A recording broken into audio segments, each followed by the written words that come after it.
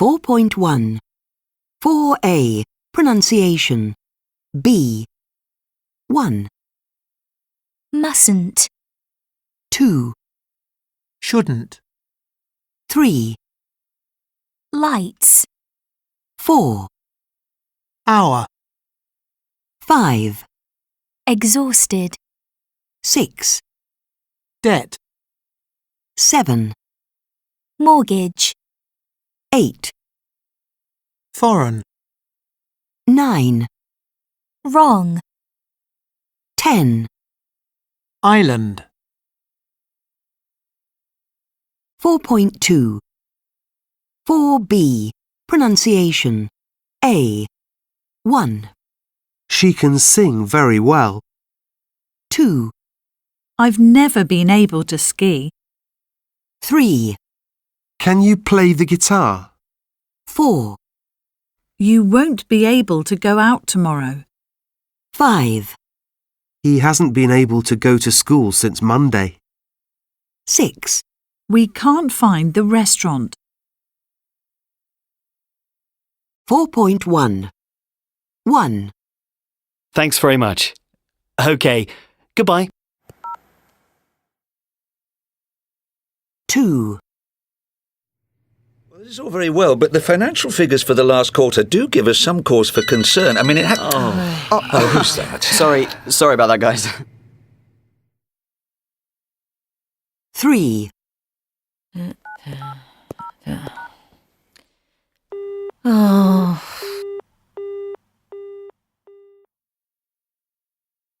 4. All our lines are busy at the moment. Please hold, and someone will be with you shortly.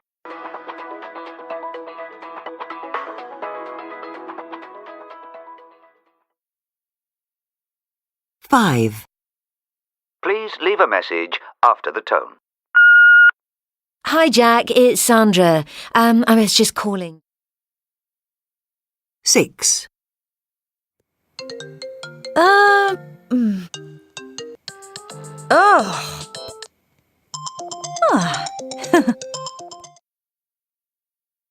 7.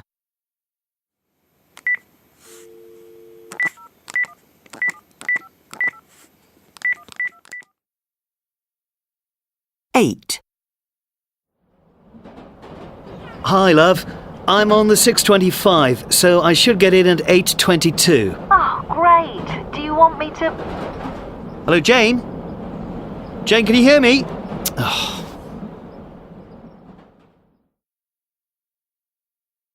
9. Hello? Oh, hi. It's James. I phoned half an hour ago, but Anne wasn't in. Is she there now? I've just been standing around on my own. 10.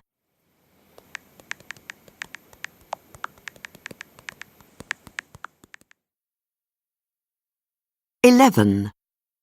Here, have a look. Yeah, the next one. Oh, you look lovely. Where's this one taken? 4.2 7. A.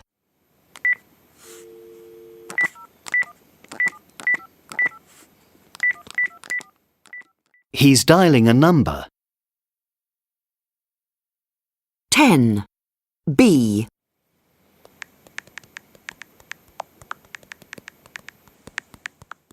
She's texting a friend. 1. C. Thanks very much. OK, goodbye. He's just hung up. 6. D.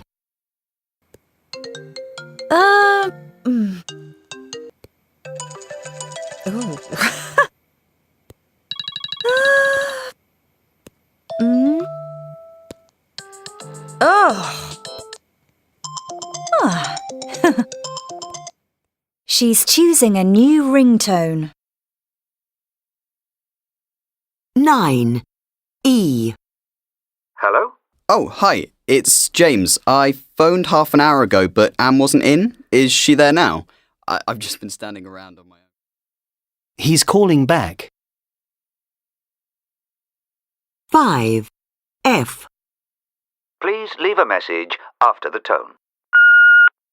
Hi, Jack. It's Sandra. I was just calling to confirm that meeting. It's going to be fine. I'm sorry. She's left a message on his voicemail. 3. G.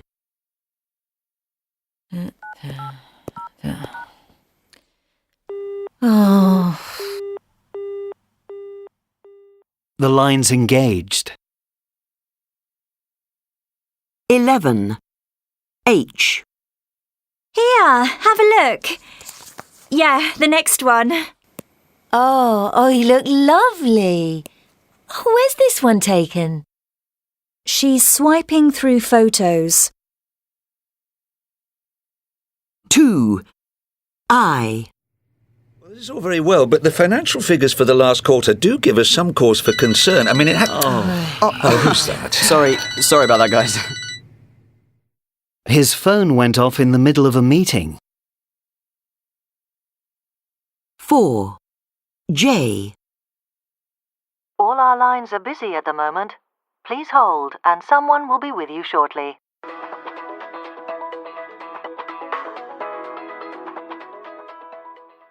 She needs to talk to a helpline, but they've put her on hold. 8. K. Hi, love. I'm on the 6:25, so I should get in at 8:22. Oh, great. Do you want me to... Hello, Jane? Jane, can you hear me? Oh. He was cut off in the middle of a conversation. 4.3.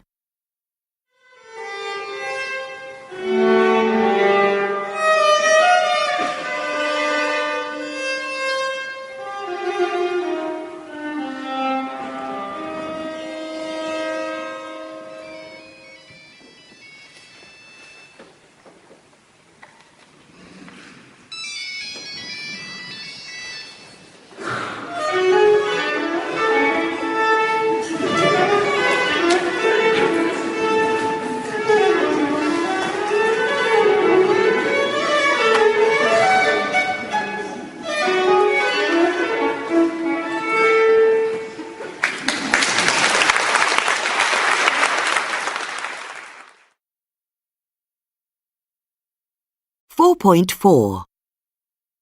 1. You have to switch off your phone during takeoff and landing. You must be on time tomorrow because there's a test. 2. I love the Louvre. You have to go when you're in Paris. You must see this film. It's amazing. 3. I had to wear a uniform at my primary school. I hate having to get up early. My interview is at 9. Do you have to work on Saturdays? Must I switch my phone off now? 4.5. You don't have to pay. This museum is free. You don't have to go to the party if you don't want to. 4.6. You mustn't park here. You mustn't eat that cake. It's for the party. 4.7. 1. You should take warm clothes with you to Dublin. It might be cold at night. You shouldn't drink so much coffee. It isn't good for you. 2.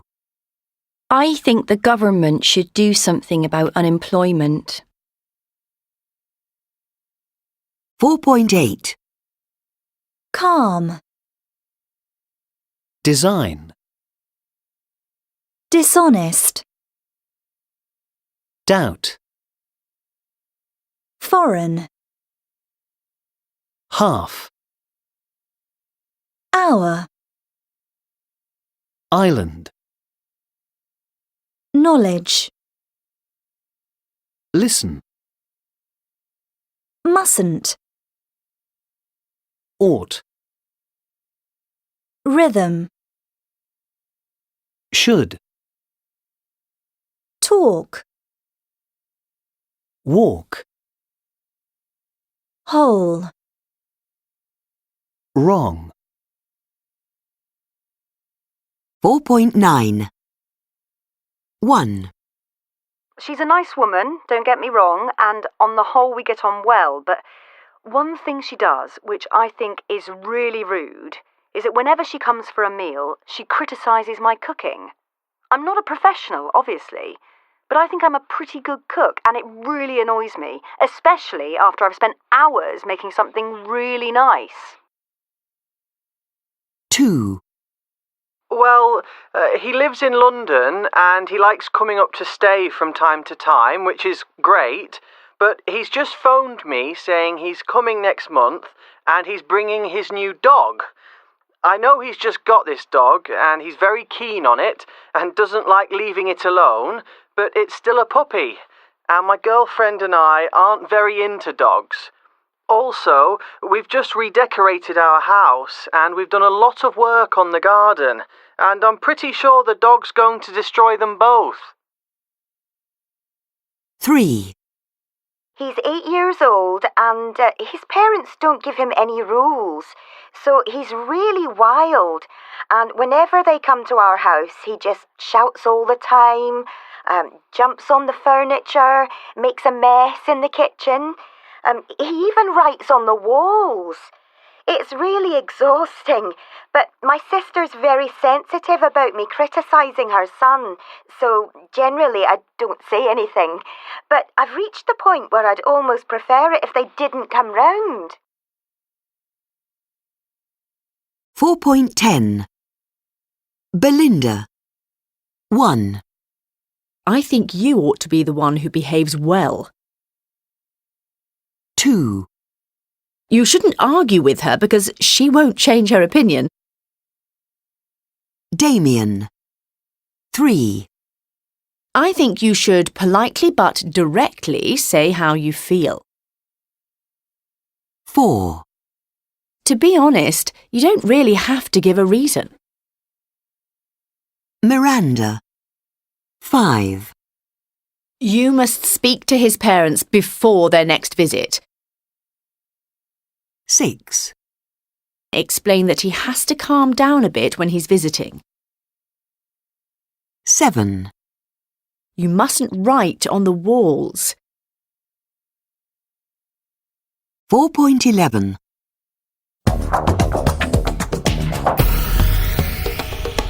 Good afternoon to all.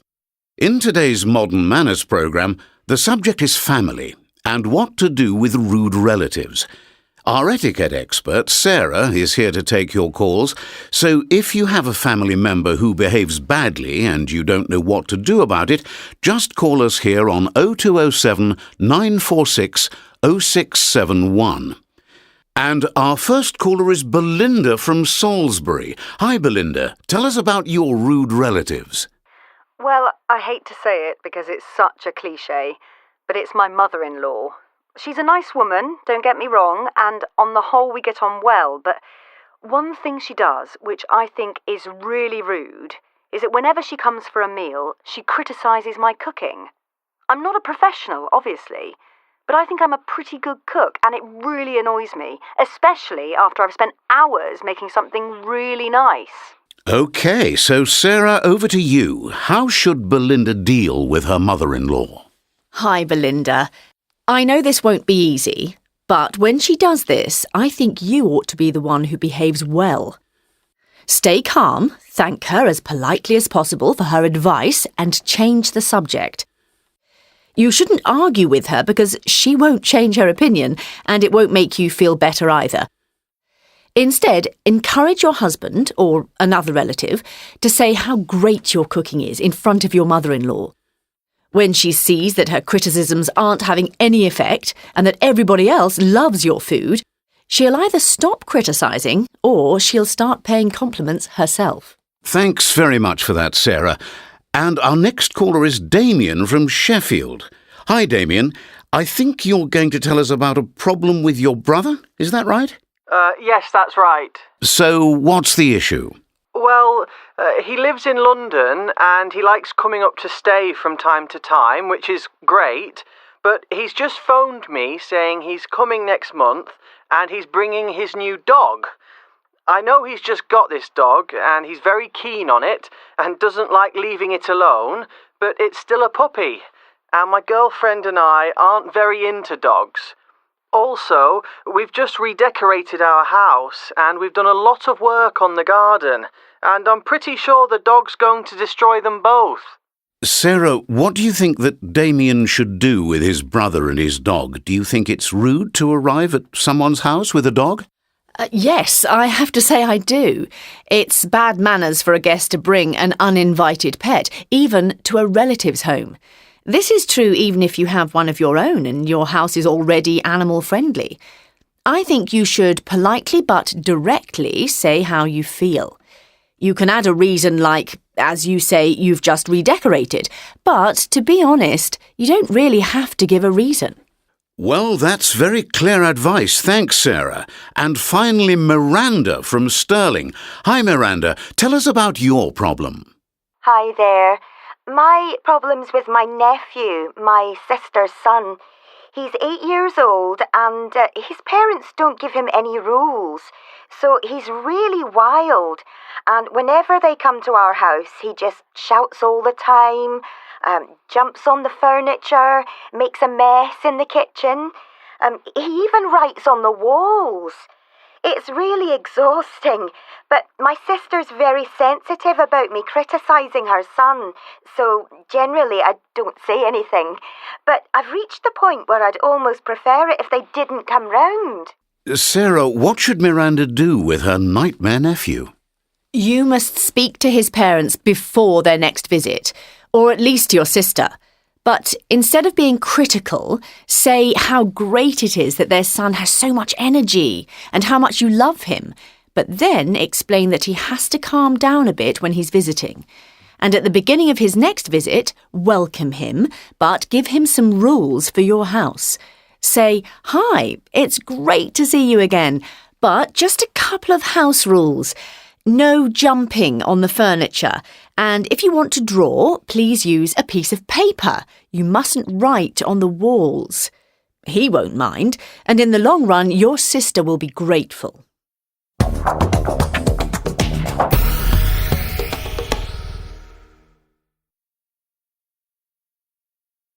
.12 1. I can speak Italian quite well. Lucky you. I'd love to be able to speak Italian. 2. When I was a child, I could draw really well. Really? I've never been able to draw. 4.13 I can speak 3 languages fluently. Jenny can't come tonight. She's ill. Our daughter could play the violin when she was 3. They couldn't wait because they were in a hurry. 4.14 1. Luke has been able to swim since he was 3. I'd like to be able to ski. I love being able to stay in bed late on Sunday morning. You'll be able to practice your English in London. 2. Fortunately, I am able to accept your invitation. My colleagues weren't able to come to yesterday's meeting. 4.15 1. He's never been able to dance. 2. We won't be able to come. 3. I'd love to be able to ski. 4. She hates not being able to drive. 4.16 1. I'd love to be able to ski. Ride a horse.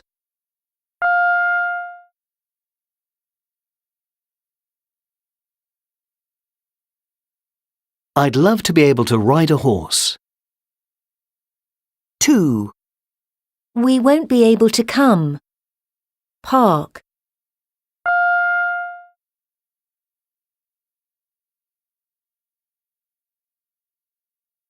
We won't be able to park. 3. I've never been able to dance. Speak French.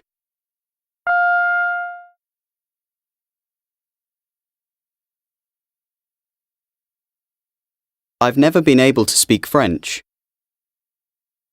4. She hates not being able to drive. Cook.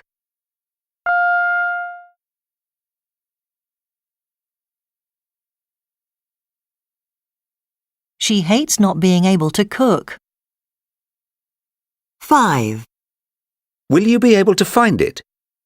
Afford it.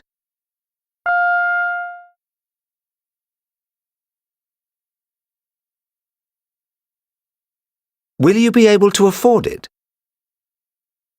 6. He'd love to be able to snowboard. Windsurf.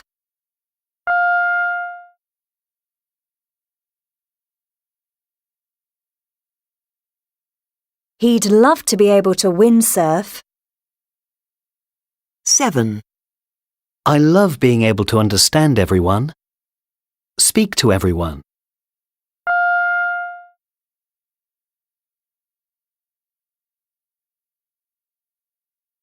I love being able to speak to everyone. 8. They haven't been able to finish. Come.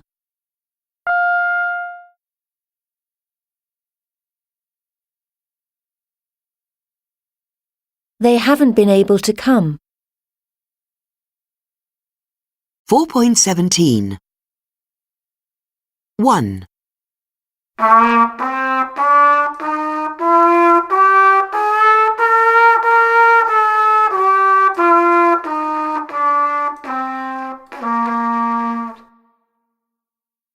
2.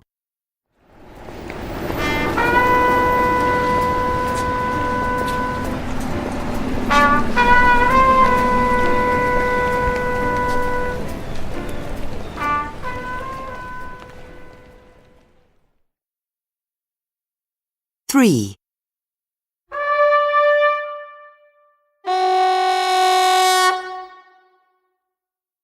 4.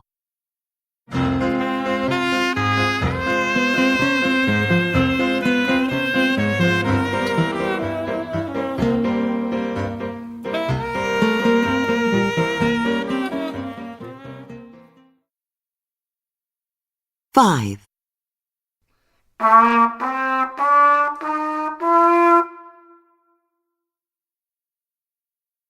6.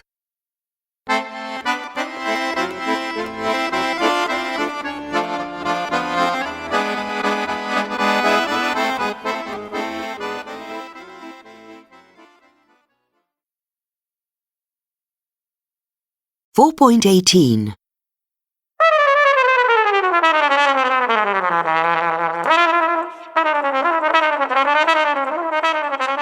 I haven't played a musical instrument for years. 5 years ago, I got a trumpet for my birthday, and I tried to learn it. But I gave up after 7 minutes, and it ended up in the garage. So here I am, a beginner again. 1 hour. I have everything I need. YouTube trumpet lessons, and a book called Trumpet for Beginners. I plan to practice for 20 minutes a day, 3 times a week. I want to be able to play the trumpet, and I want to do it fast. 2 hours. Well, that was optimistic. Playing the trumpet is more difficult than it looks. I can only play for 10 minutes before I start seeing stars and my mouth hurts. I can get from C to G, but I can't get any higher.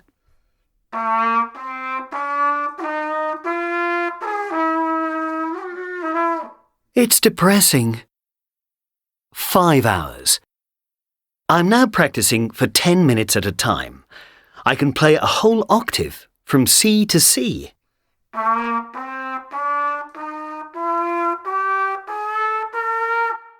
I've watched a lot of trumpet lessons on YouTube. The teacher has a beard and wears very colourful shirts. He's beginning to annoy me, so I'm going to stop watching videos and use books instead. 9 hours. I still can't play high notes.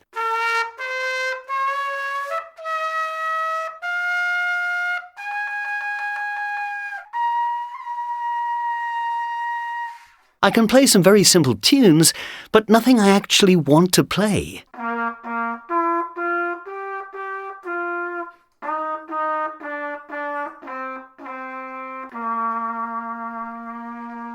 It isn't Rimsky-Korsakov. 14 hours. I've been practicing 3 times a week, but I'm not getting any better. I've put the trumpet in the wardrobe. 15 hours. One evening, I'm at a school concert and I meet Matilda Lloyd, one of Britain's best trumpet players. She was a winner in the BBC Young Musician competition in 2014. I ask her for help, and the following week she gives me a trumpet lesson. I'm doing everything wrong. I need to forget everything I learnt from the man with the beard and the colourful shirts. I need to start again. 17 hours. I'm getting better. My trumpet is starting to sound more like a musical instrument. I'm practicing for half an hour every day. I'm enjoying myself, and the neighbours' dogs have stopped barking. 20 hours. I was planning to finish my 20 hours of practice by busking in the underground for an afternoon, but I can't do it. 20 hours is too little. But give me 100 hours and you'll see me playing the trumpet on a street near you.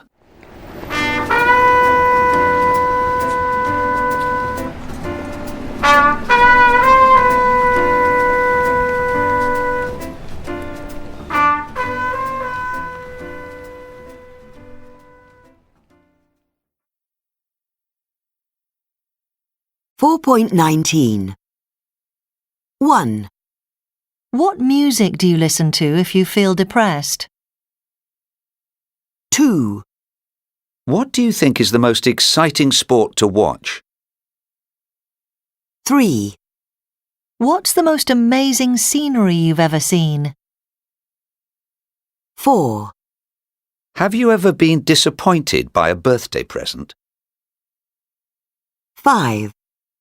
Which do you find more tiring? Clothes shopping or food shopping?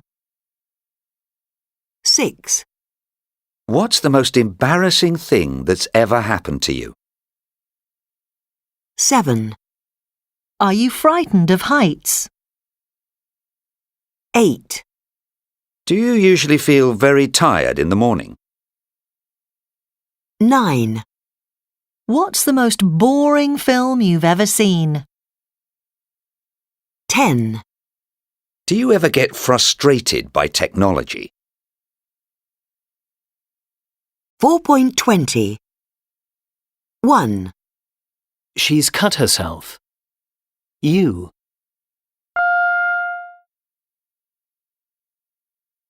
You've cut yourself.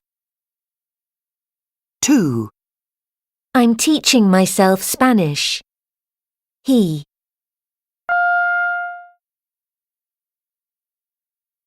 He's teaching himself Spanish.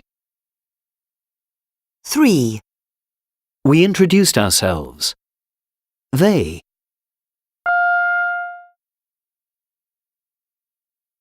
They introduced themselves. 4. He taught himself to play the guitar.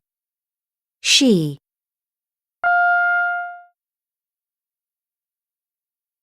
She taught herself to play the guitar. 5. He often talks to himself. I.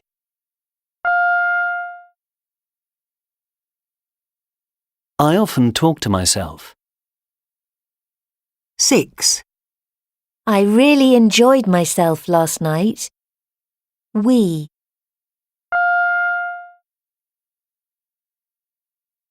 We really enjoyed ourselves last night.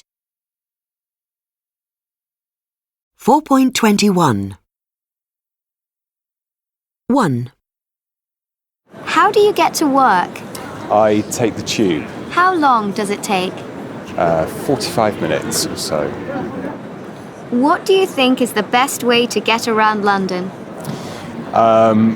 The easiest way is to take the tube, I think, but the nicest way is probably to go by a Boris bike. If you want to relax when you're travelling, then it's a nice way to see the city, but maybe not the quickest way to get around. 2. Do you think women are better than men with young children? Or do you think that's just a stereotype? I think that it is definitely a stereotype that women are just better with children than men are. I believe that both sexes provide children with equally valuable experiences. So I definitely trust either sex to raise children and love children, with the same styles and the same quality and, respect and love. 3. Are there any stereotypes about men and women that you think are true? I think women do think differently to men, and I think conversations tend to be different as well. Women are much more into what did you say and what did he say and what did you feel and all the rest of it, and men are far more pragmatic and, just want to know the score, as it were. 4. How many languages do you speak? I speak English and I also speak Afrikaans. Is there a language you'd like to be able to speak? I would very much like to be able to speak Spanish. Why Spanish? Because Spanish is spoken all over the world and I feel it's important to be able to communicate with more people. 5. Is there anything that people do with their phones that really annoys you? I would say from what I've experienced, they're either texting or looking at their phones while walking and not looking where they're going. I would say from what I've experienced so far in London, that would be the biggest for me.